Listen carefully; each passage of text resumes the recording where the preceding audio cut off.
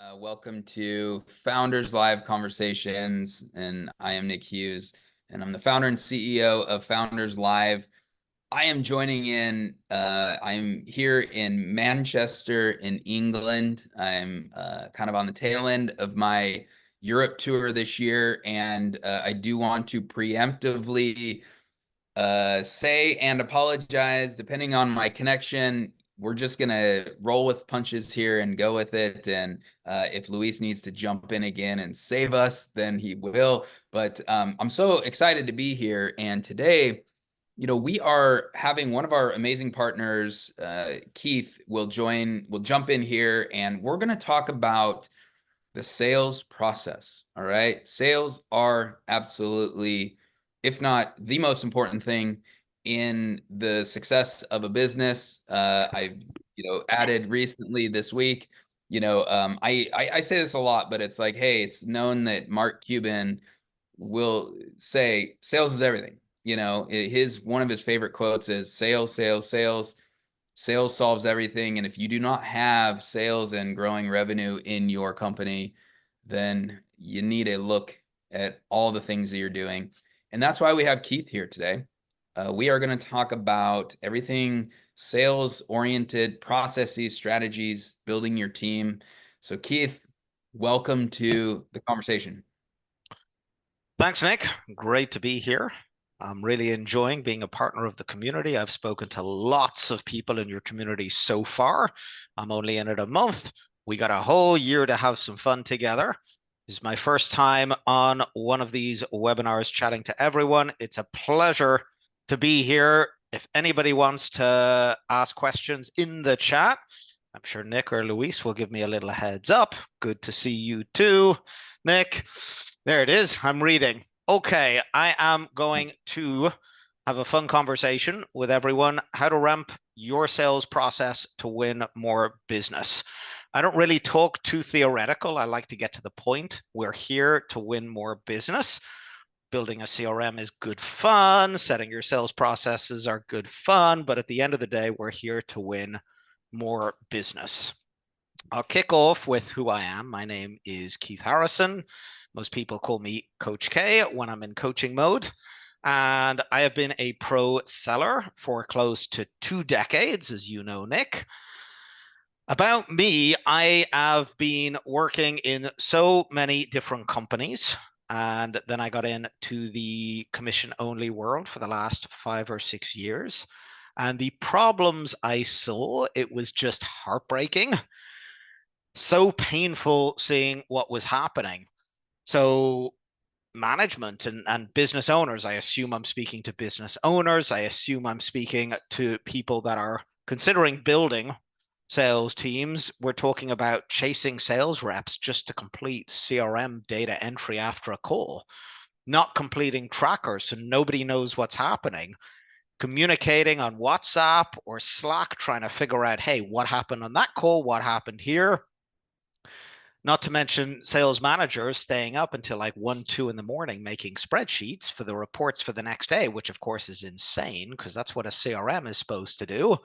And I mentioned the word CRM, customer relationship manager, but that's not the only technology. I mean, apart from the obvious question, which is the best CRM to use? Like, what's an autoresponder? What's the best technology stack? Should I use Zoom? Should I use a different system? What about telecommunications? What kind of VoIP, voice over IP system should I be using? And if you don't know what all of that is and your head's starting to spin, welcome to my world. These are the problems that we try and solve. Ultimately, salespeople just waste a lot of time on data entry, things that they shouldn't have to do. And if we didn't have to do them, you'd get an extra 1 or 2 sales calls in a single day. Onboarding sellers is a problem, running after them, and then recruitment, which I'll quickly touch on. If anyone here has tried recruiting salespeople, you're talking about going after what? Recruitment agencies where you got to pay a few thousand. You don't really know what you're getting. They hand you a CV and you got to take it from there. So, what's going on here? Owners working in the business instead of on the business. because you're trying to pull people in and you end up doing the work. And eventually I got to the point where I was like, to hell with this, I can solve these problems. And that's what I've spent the last couple of years doing when I transitioned into commission only closing and selling for big companies, into actually helping them build and manage sales teams. Today, I'm going to share with you the solutions that I have. I'm going to go into a bit of detail with those solutions. And ultimately, for anyone who stays, and here's your little nugget, I will drop a 2-hour training session of not the high level, of the micro level, how to actually build it there and then. So the 3 things I'm going to cover today are your sales operations, which is basically the foundations, then your sales training, how you actually sell, and then I'm going to lead that into sales recruitment. Because at the end of the day, I assume you're not here looking to be salespeople. You're here looking to build a sales team so that you can actually have them close more deals for you. So that's your little nugget for everyone that I'm going to do.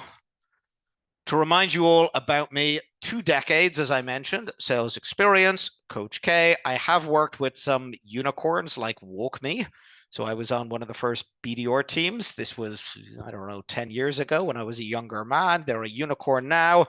I also run my own technology community over this part of the world with a few thousand tech entrepreneurs. I spent the last 6 or 7 years in the commission only world. Prior to that, it was in the corporate world.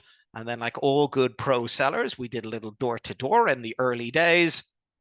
I am certified in so many different CRMs, autoresponders, and automation technologies. I don't even know at this point. Selling technology is where I get fun. I've trained with industry leaders such as Sandler Sales Professionals, Coaching Sales, Cole Gordon's team, if you want to look them up. That's the Closers.io, one of the elite teams.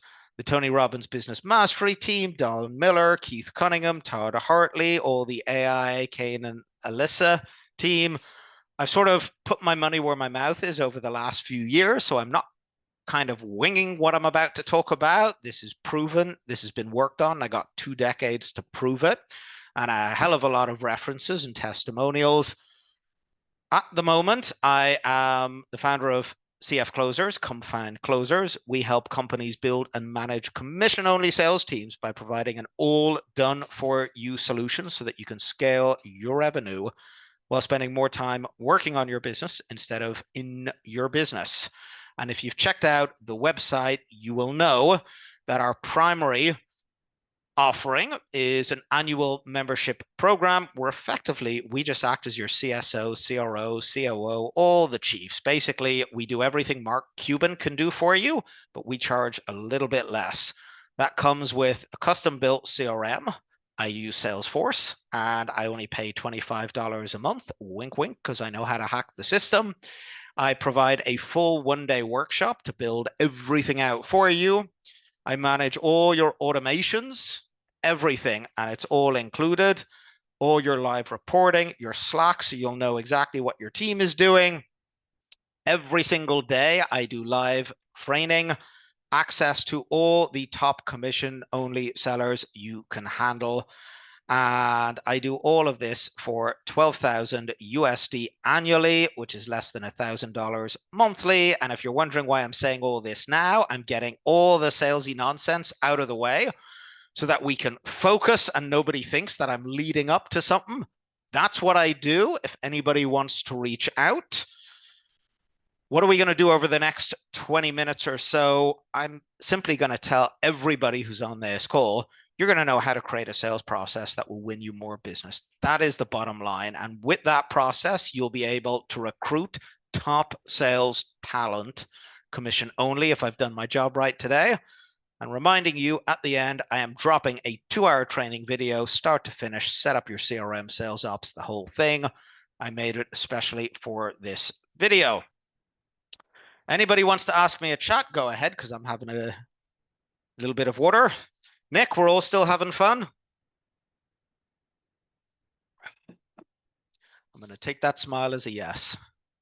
Okay, fair enough. We've got a yes. So the agenda for anyone who actually looked at it, 6 things we're going to cover today. We're going to cover what is a sales process and why does it matter? Like, really, who gives a crap?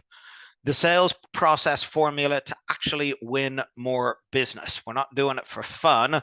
What's effective that'll win more business and what's wasting your time, where you can multiply your close rates. And again, close rates means more cash in your back pocket, where the sales processes versus sales skills, which are two completely different things, how your sales process can actually be used to recruit top sellers. I've mentioned that 3 times now.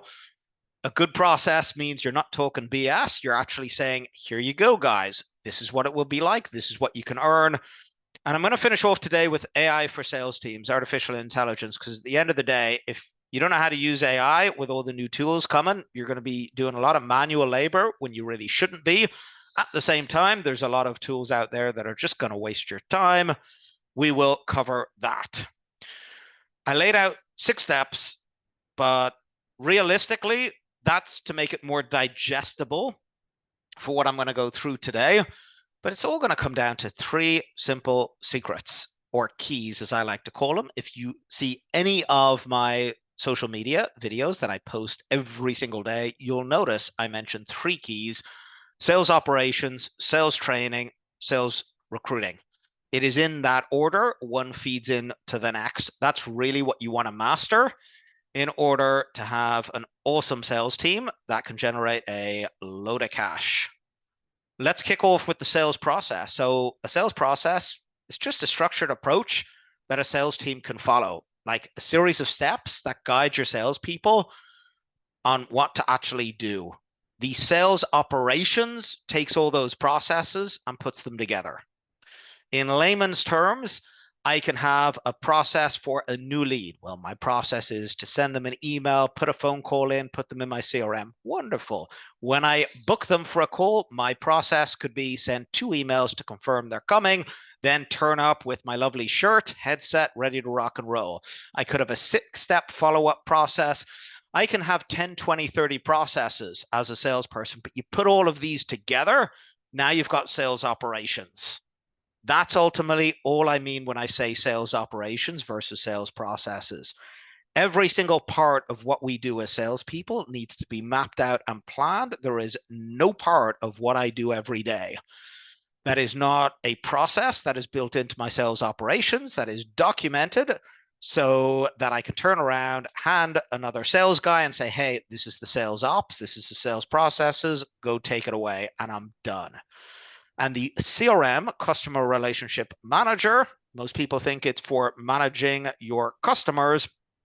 Theoretically, it is, but in reality, it's the technology for basically holding on to your sales operations. You put your sales operations into the technology known as your CRM, and you are done. I can give loads of examples, but I'm trying to do this pretty quick today. And since I made a lovely training video, I'm not even going to bother. You can see the whole thing if you hang on till the end. We're going to move on to the sales process formula to win more business.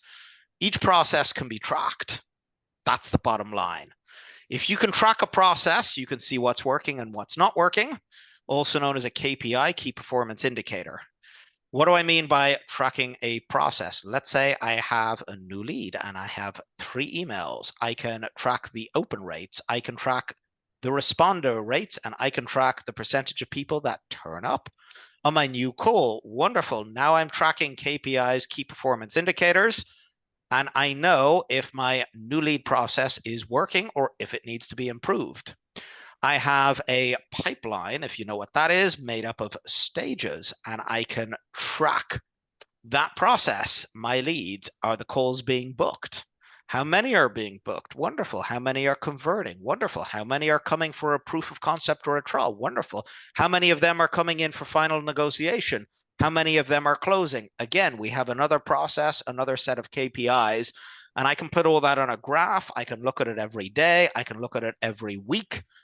This is what sales processes are all about. And again, you take all these processes, you line them up together, you've got yourself sales operations, close rates, conversion rates, KPIs.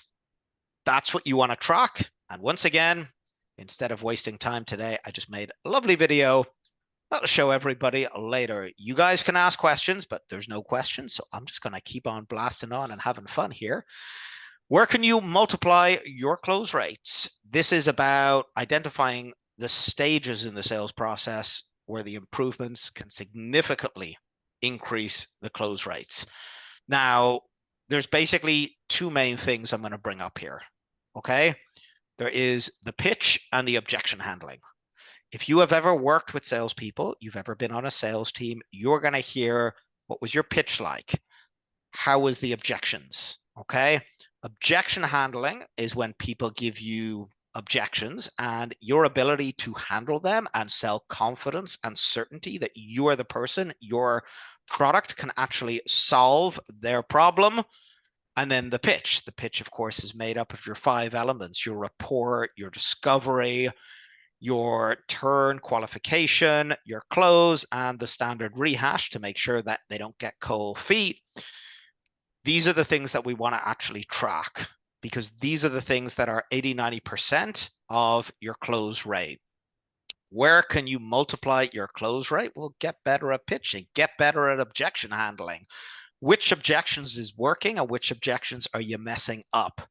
You really want to be able to track every single one of these. Again, this is a sales process.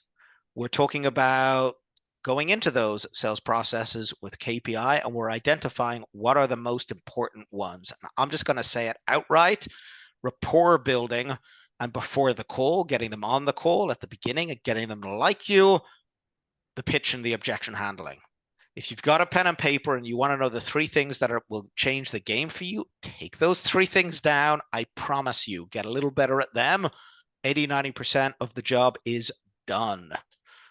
What is the difference between sales processes and sales skills? I'm guessing a few people are scratching your heads. If anybody wants to turn on their cameras and say, hey, that's cool with me. If not, I'm just going to assume you're scratching your head going, what the hell is he talking about? Good salespeople, trained salespeople will have these wonderful sales skills. Again, I've already dropped the little hint. I don't just hop on a call and talk to someone. I have a very defined sales process over my sales pitch. I build rapport 1 to 2 minutes. I go into discovery qualification processes, which is 15 to 20 minutes. I move over to final qualification and turn, which is basically temp check. I'm making sure we're on the same page, over into the closing process, which is basically, if I can solve your problem, are we ready? Awesome. Let me present you the best solution in the world. These are sales skills. Okay. Now, if I don't know what I'm actually selling, I don't know the product, I don't know their needs, I don't know the market, I haven't been given the processes to sell this particular product, it doesn't matter what my sales skills are, how wonderful I think I am dead in the water. So a bad salesperson can follow a good sales process and a good sales script, 80-90% get away with it. A top killer salesperson can follow a disastrous sales process, and 90% of the time they are dead in the water. These are just the realities and the facts. Okay, that's why I'm making such a big deal out of this. They are completely different things. It is super important to understand where your sales process fits in and where you just need good sales skills. And I say that lightly, because your sales skills, if you can't build rapport, you can't determine what the person actually wants, well, you're going to pitch them nonsense and they're going to say, okay, wonderful, bye-bye. I hope that made sense. Nick, if I'm throwing too much information too quick, slow me down, yeah? This is what I do all day. I would say just keep going, because you're running through stuff. I'm taking notes. I hope everyone is, and we will jump into questions maybe at the middle of the hour. I'm just having fun. This is what I love to do every day. If anybody wants to look me up on LinkedIn, Facebook, any of the channels we all have, you'll see every day I post a little something. How your sales process can be used to recruit top closers, which is basically what it's all about. You're doing all of this because you want to get top closers. I assume I'm on the same page. If that's not what you're here for, it's news to me. Let me get to the point. top closers. I didn't say entry-level SDRs. I didn't say entry-level prospectors or BDRs, business relationship people, or just people getting, I said the top guys. And if you want to know where the top guys hang out, again, reach out to me. I'll tell you exactly where they hang out. I'll introduce you. You won't be able to hire them unless you got a good sales process that you can prove you know what you're doing. Closers want money. Okay. I literally, in my notes here, I just put $6. That's what a closer wants. Bottom line, they want money. And why are you going to hear a guy like me talking about a data-driven approach to sales operations? Basically, can your sales operations with your lead generation back up certainty that you can deliver $10,000, $20,000 a month for any of these top closers if they can pull a 10 to 20% close rate? Like, that's really what this comes down to. And again, it's difficult for me to explain all of this without graphs, but I know a lot of business owners that are in the Founders Network are going to be more technical, some developers, people who know how to do numbers. So I'm just going to say it very bluntly. And I'll give a very, very simple example. You see these big, long job things where they're showing people you have to have this, you have to have that, you have to have. I'm not even reading that nonsense. Whereas you see something else that says $20,000 a month on target earnings, OTE, 60-hour expected, must have experience in technology sales, 5-year min, apply here. Boom, done. You'll see that kind of thing all over the top commission only groups. How can we back someone up if I'm talking to them? Well, I can simply turn around and I can look at my lead gen and I can show them outright that on average with my 5 other guys, I have 5 sales calls booked per agent. And those are closing at an average 10%. And if they come on, I can guarantee them at least 20 calls per week. 20 calls per week at a 10% close rate is 2 calls. And if I'm offering 10% commission at a product size of $10,000, that is 1,000 times 2, 2,000 multiplied by 4.2 weeks is $8,000, $9,000, $10,000 a month. This is what sales operations and processes can do. They can give you the clear analytics. Now you're speaking to a top recruit and you can say, hey, let's start you off with 10, 20 calls a week. And if you can handle that and hold a 10, 15% close rate, I will up you and we'll jump it to the next level. Hope that's making sense, Nick. That was actually me going a little low scale instead of pumping it up. But don't just sit in front of people feeding them BS. Show them the reality, show them the data, and then look them in the eye and say, are you able to hold a 15, 20% close rate? Because if you're not, this is not the right place for you. And let the top guys jump on this. Because if they want to pull 20, 30,000 a month, all they got to do is up that close rate to 30, 40%. And I know guys that can do that. Let's move on to the artificial intelligence side of things. We have covered sales operations, if you didn't notice, the importance of them. I casually went through the sales training as best I could on this kind of a call. I mentioned that my version of a conversation has all those processes, and whether you get training from me or somebody else, you do need to be trained on how to actually have a sales conversation, with the 2 main things that are going to really win more business being how's your pitch and objection handling. Like, hands down, they're the 2 main things. And then how we can use all of that to actually go out there and pull killers, like top closers. I don't like working with the entry-level guys. I've been doing this way too long. I will train them in gladly. But when I'm building a sales team, I usually just go straight for the top guys because, as Nick said, and as Mark Cuban said, sales solves everything. And when you got new businesses ramping up, you can't really play around with new players. You got to get the top guys in. Let's talk about the AI. AI, artificial intelligence, is kind of like the new .com. And I think if I did any kind of presentation with leaving AI out, I'm sort of dead in the water. I think it needs to be at the forefront of any and all industries, any and all conversations.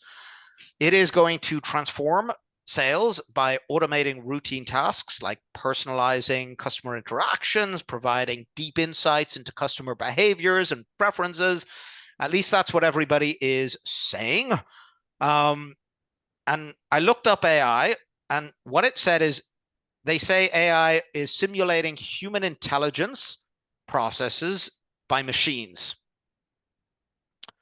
It can analyze large sets of data and provide actionable insights crucial to understand that AI is not human intelligence.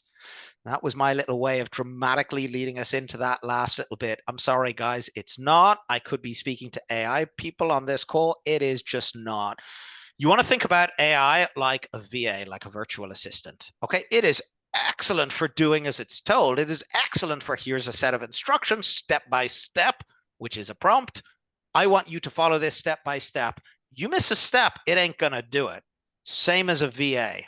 Okay, you give it good instructions, it will do good work. You casually turn around to it and say, hey, I don't really know how to do marketing. Would you set up a whole big marketing campaign? I mean, it'll say sure, and it'll do some random stuff. Is it going to work or not? I haven't a clue. I don't think anybody does. GPT can speed up processes significantly, and I mean significantly, but it is not AI yet. You still have to be able to tell it what to do. Ultimately, you got to be the trained pilot of your airplane. Otherwise, you're going to go down in flames. It is as simple as that. For example, what can AI-driven CRMs do? And CRMs is my wheelhouse. So emails, follow-ups, for example. So I can simply feed it in. I'm speaking to guys about this, that, and the other. I would like to get 6 follow-up emails over a 2-week period of time. Perfect, simple thing. I'm not going to go into it in too much detail today, but CI, conversational intelligence. So if you're familiar with things like Gong or even Zoom starting to bring it out, your calls can be transcribed, and then again, GPT or OpenAI or all the others can simply go in and create a summary of that. Wonderful. Now I've got my notes, I've got my actionable points. Excellent. Salesforce, I'm a big fan of Salesforce, and if you look it up, they are charging $500 per month per user for a wonderful little summary of your leads per user, which to me is pretty goddamn insane, because if you know how to use Zapier, it can do the same goddamn thing. Just, hey, pull this information, feed it into a prompt, and send it back. What are my actionable insights? My point about this is that you really are better off learning a little bit about AI on how it works. Because if you don't know how it works, you're going to be buying stuff that's kind of a waste of your money and a load of nonsense. You are the pilot. AI is the VA. It's not the other way around.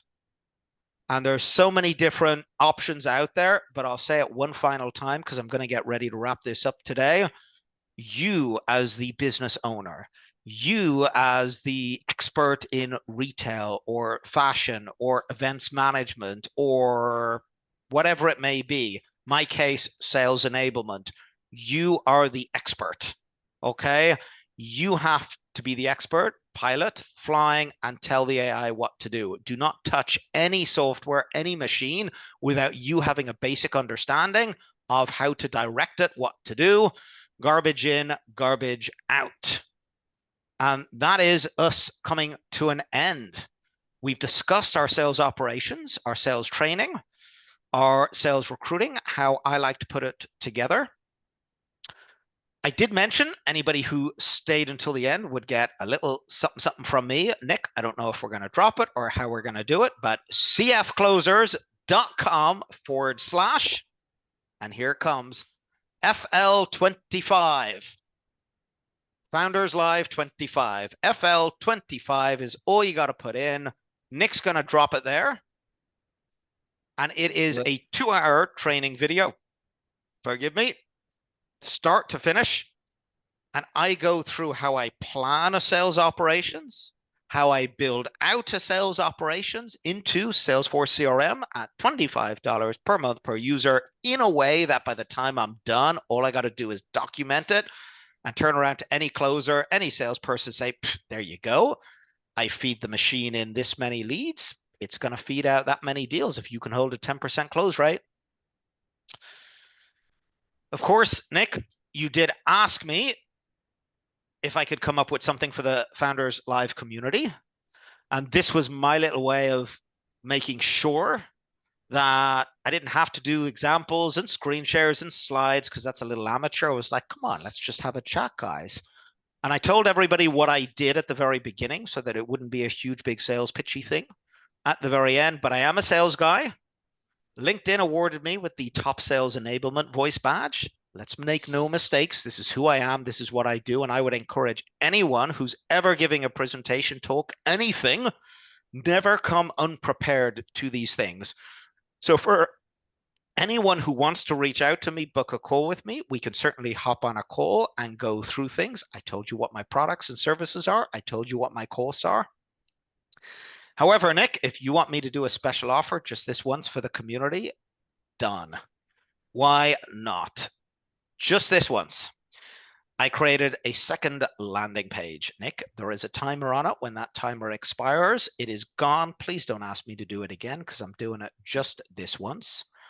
/FL997. That would stand for Founders Live 997. And Nick, I changed the first offer.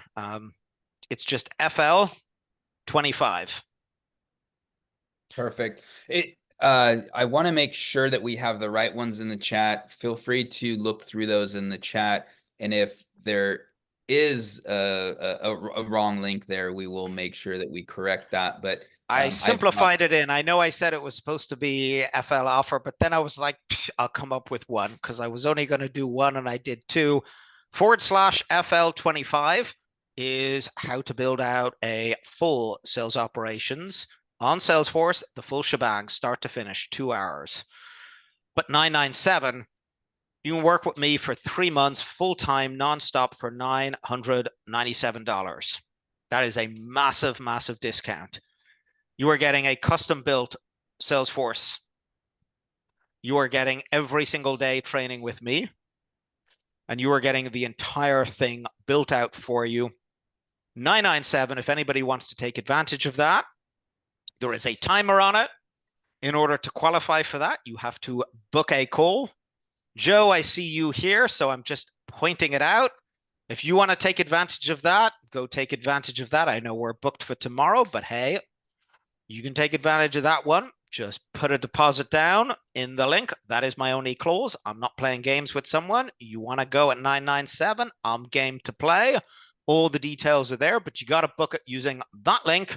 You got to put down a deposit. You got to have a conversation with me to make sure you actually qualify for the program. And 3 months, my premium service at a hell of a discount.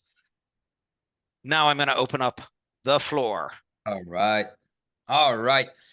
Well, we're going to open up for group questions. You all are in here. That was a lot of information from Keith. Thank you so much, Keith. What we want to do is kind of dive in. Let's just do a little of this, right? Let's go back to I'm going to say my first question because you did go through a lot of stuff really quickly. Hey, Keith, you mentioned if you only take away 3 things out of this entire conversation, what are those 3 things again? You ran through them very quickly. I believe first one was rapport building. Run through those 3 things around what people, if they can grab a hold of 3 things leaving this conversation. When it comes to the sales process, I added an extra little section called the most important things to win business. And I can tell you from experience, the 3 things, if you could just remember anything, is going to be rapport building. Don't just jump in and try and sell the product. Actually get to know the person, build some rapport. The pitch. Have a reasonably good pitch. Don't just babble on and start presenting your product. No, let's do some discovery questions. Let's understand what they want. Let's actually understand a good pitch. And then, of course, objection handling. Anyone is going to hit you with concerns or questions. In my world, that's known as objection handling. It's not a bad thing, but when somebody hits you with a question, write it down, and the next time you'll have a good answer. And if you follow these three things through every conversation you have over the next couple of weeks, you'll notice you're getting very, very good at having conversations and helping people get to know and buy your products. Awesome. All right. And as I was listening to this, what's bubbling up is a lot of founders here. If you're listening later, if you're not here live, if you're listening or watching later, you might think, hey, we are at a place, we might be a little early for a full engaged, having an expert come in, build out our sales process. But let's go with the first question I have is, if there's one thing early stage startups should do to even, maybe it's like 0.5 step in this entire process, what would you say the one thing is for startups in early stage companies to do in their sales process to get started in, generating activity, leads, prospects, going through that sales process? What would you say the number one? If you do one thing, do this. The number one thing, of course, is to start to actually engage people in conversation.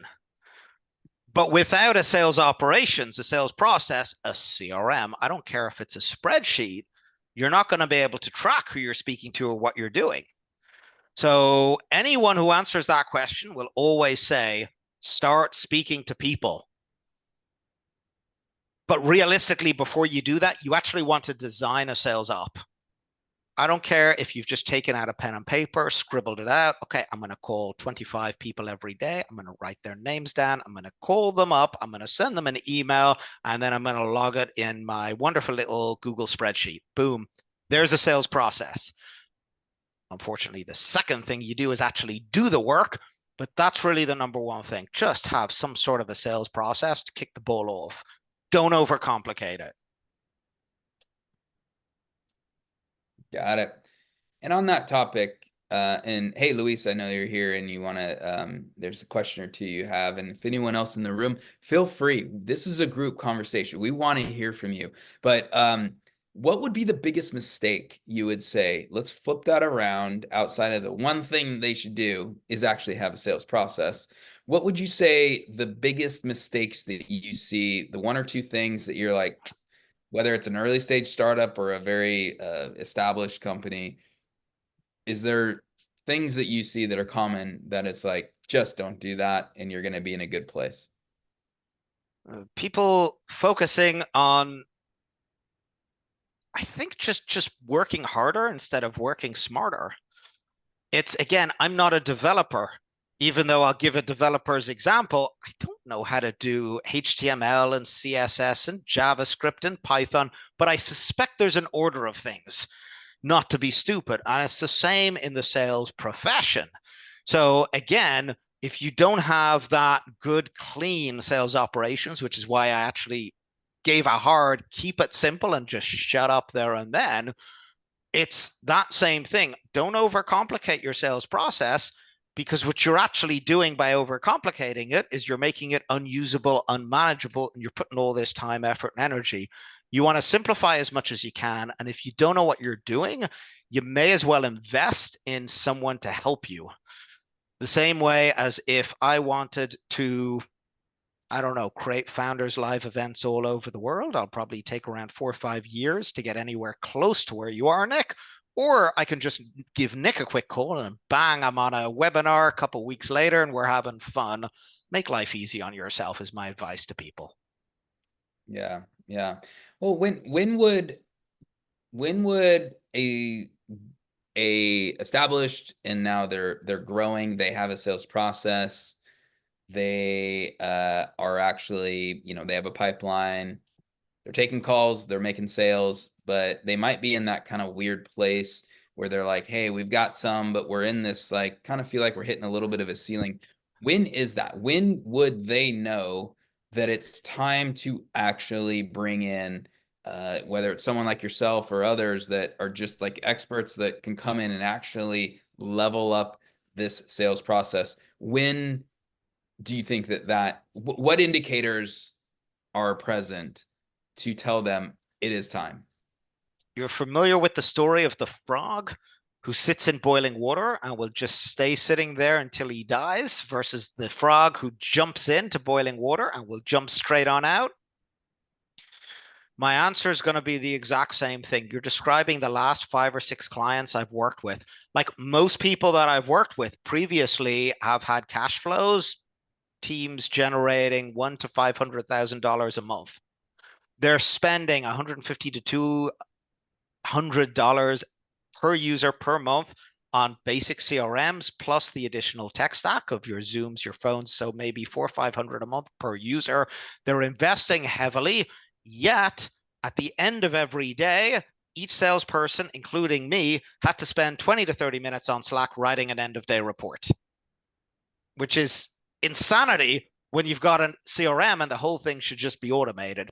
And you've got sales managers getting paid $150,000, $200,000 a month, a year, staying up to like midnight, 1 a.m. on Excel, putting together spreadsheets so that she can present what's been going on for the last month to the rest of the team. This kind of stuff is widespread. You've sort of got those entry-level people that are building themselves up to 100,000 in sales, let's say. Then you've got enterprise people, and enterprise people are just going to hire a full-time sales operations person. And then you've got people in the middle. Some of these people in the middle are hiring sales ops, sales managers. They're hiring, but they're not hiring trained. They're hiring, shall we say, people that are good at their job, but that's about it. They don't have that analytical mindset to actually cut through it, make it work. Not to mention, they don't have the sales experience. I know the difference between a theoretically good CRM and a practically good CRM, something I can actually use, whether it's good or not in reality. So to answer your question, bring it back home, at what point you don't know what you don't know.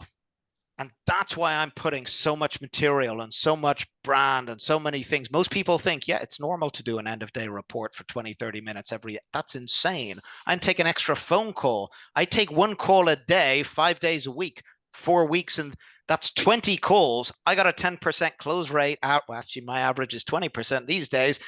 Even better, 20% close rate, even if it's 10 on 20 calls, that's an extra 2 deals a month.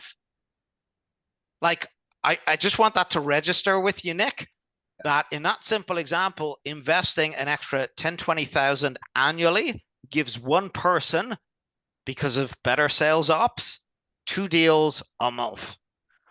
This is what we're talking about with technology and operations. It's a big deal, but most companies just, they're not aware. They're not aware they can get there. They're not aware of how to start. And that's what CF Closers is all about. Come find closers, as opposed to let's just give you awesome operations, because that's not going to get anywhere. We're doing this so that we can put top closers and actually get you more sales at the bottom line. Very good. Luis, I want to make sure that you jump in here and have a question. After you though, I'm going to ask a question on CRM, but go ahead. Thanks, Nick. Keith, that was such a killer answer for for the value of just putting things in perspective, right? Where are you going to prioritize your money and your efforts and your time? That's fantastic. We have to clip that thing up because people need to hear that answer. My question, I have a couple. First one I'm going to ask is pretty basic. Like, what for people that would get started with you as to help them with their sales process, what's it like? What's the first day? What are they going to be doing? Are they jumping right in the deep end, or is this is it easy? How do you deal with people on the first day? What should they expect working with you? I always do an assessment call, which is why, even though I told Nick, okay, I'll give them a special offer, but that's not excusing them from the sales call. I'm not interested in taking your money if I can't actually help you. I need to have that conversation with someone to actually establish where their needs are. Do they have a CRM? Do they not have a CRM? Do they have one person? Do they have 5 people? Depending on where they're at, really helps me understand how I need to do my intake. But regardless, there's always an orientation that I do with people. I have that pre-planned in advance. And over a couple of hours in one go, we're going to go from start to finish to design, develop, and implement your CRM sales operations. Again, to remind you, your CRM is the technology that houses your sales operations. So we get your sales ops ready. Then you go off for a coffee break while my team actually puts it into the implementation, into the CRM, and then it's ready. And it's sort of that simple. And that's where we kick off, like straight out of the gate. We want to get this up and running. Nick, back to your answer from earlier, where do they start? You start with the sales operations. It's not going to take a few weeks. It's going to take a couple of hours, done, finished. Let's get selling. Let's get moving. That's the idea, Luis. And when you start with me, that's day one. Taylor, that sounds completely something like that everybody can feel comfortable with. So that's good to know. So here's another question I have is how it's about B2B sales. Like how do you characterize B2B sales? It's different from B2C for sure. And what kind of expectations should people have in mind when starting B2B sales? Because it's different. I'll put my sales trainer hat on, I think, for this one. The sales operations for B2B, I think, is pretty much what I'm specializing in, what I've been covering. B2C is kind of more marketing, and there's a little bit. So this is the B2B side of things. The difference is that, yes, people ultimately will finish the job with an emotional sell, an emotional reaction. You got to get there. But there's a serious logical element to how people make decisions. You got to remember who these guys are. These are business people, and business people have budgets, and business people have bosses, and business people prioritize. So if you remember when I went through the sales training part of the conversation, how to actually hold a conversation, rapport building, discovery. Part of discovery, well, what's your buying process? Why do you want this? Why not do something else? What's your budgets? What else are you looking at? Why are you looking at that? This is the key with a B2B sale. You got two ears, you got one mouth. What does that tell you, Luis? It's a famous expression. For the life of me, I don't know who said it, but you're supposed to do twice as much listening as talking. Love it. Awesome. Thanks. That's the B2B sales. Just ask them what they want. And if you ask them enough times, they'll tell you. They'll tell you what they want. They'll tell you how much they want to pay for it. They'll tell you when they want to buy. They'll tell you everything you need to know. That's the key. It Noted. I'm going to try those questions. It is. Let's see. If anyone has any, questions, feel free to drop them in there. We just have a few more minutes here, so if you do have a question, we want to get it. You mentioned the AI and whatnot, and just to kind of summarize, and you did say it's not human, right? And so maybe the question is, what is not to be automated? And maybe the converse of that is there are things to be really automated on a lot of this stuff, and AI can help with kind of certain processes and automation. But if you were to sum up in a sentence or two, what can and should not be automated in the sales process? If you can tell it what to do, let it do it. If you can't tell it what to do specifically, you gotta find someone trained, professional. That's why I gave the example of the VA. So I'm using publishing tools for my marketing, for example. I am not using AI to design the whole thing because I am not competent enough on the marketing side of things. I had to go get a marketer to review that for me.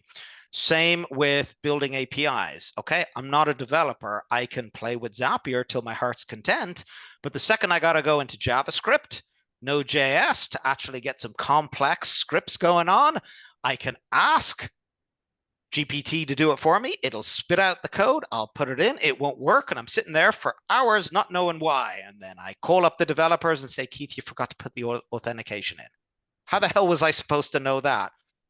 Do you see what I'm trying to get at here? You've got to know what you're doing. It can speed you up, but unless you can look at what it's giving you and confirm this is correct, this is not correct, then that's how you know, automate it, don't automate it. Yeah. Okay. Makes a lot of sense. And we're in a weird, in some ways, a weird time right now because I do feel we're in this like trough of like there are a lot of these, and especially in the last 3 to 6 months, a lot of these tools have been created, and who knows if they're going to be around, but there are automation tools. And then there's things that, we just spent this hour talking about a sales process and all of this stuff. And so there's things that humans can and should do. And there's things that can be automated, but would you suggest, as you say, if you can tell it what to do, if you can literally do this and tell it what to do, it'll do it. But right now, default on, if there's a place that they should default to, given that we are in this weird time, we're kind of in an in-between time.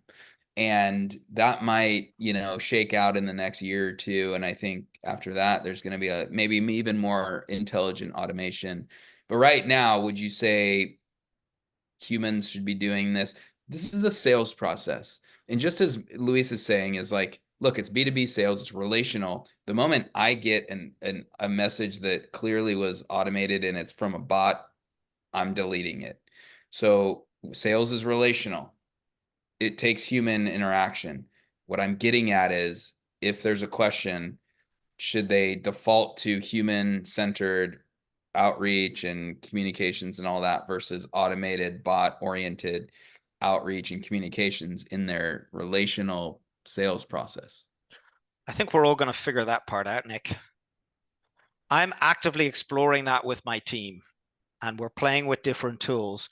But at the end of the day, it cannot replace the human. And we all know when it's a bot versus a human. We know, is there a spelling mistake? Wonderful, it's a human. Let's engage this guy. Or if it's all perfect and just everything's formal language, it's like, come on, something's not right about this. You ask off the cuff questions and then you don't get reasonable things back. So it is relational. I think it's something that we all need to figure out as we go. But I felt it was extra important for me to bring it up because a lot of the CRMs are trying to compete now. We have AI powered assistant. And it's like, what the hell is that going to do for you? Absolutely nothing. Like I've looked at all the AI and it doesn't do anything unless you know exactly what to tell it to do. And that's where the problem is with a lot of these tools. Now, Nick, that is totally different from the intelligence tools. So conversational intelligence, which is AI, that's different. Business intelligence, again, it's going into deep data, pulling it out and saying, there you go. And wonderful, as opposed to the designing element, which you kind of need to know what you're doing yourself. Yeah. Well, such good stuff. I know that this is not the last conversation we'll have on the topic of sales and all of this. And so Keith, thank you so much. They can reach out if you're listening to this and actually not seeing anything, if you're listening to this on the podcast or just listening to this audio wise, it's cfclosers.com. Keith, any other quick notes before we are done here? Yep, I dropped the link. I'm going to drop it one more time. You asked me to come here with some sort of an offer. I did it.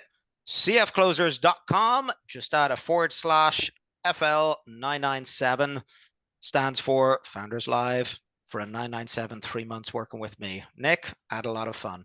Incredible offer.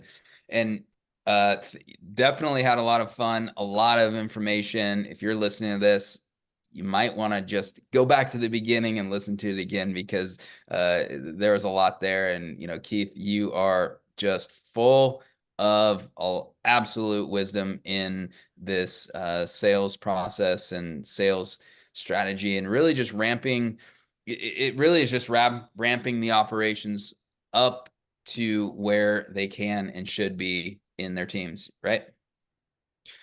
If you're building a sales CRM for no reason, what the hell's the point? The purpose is building the sales team, getting more guys on it, and scaling. Go, go, go, go, go. That's what we're here for. All right. Well, thank you all. Thank you for listening. Thank you for being here. And that's it for today. until the next Founders Live conversations, thank you all, and have a nice day. Keith, thank you.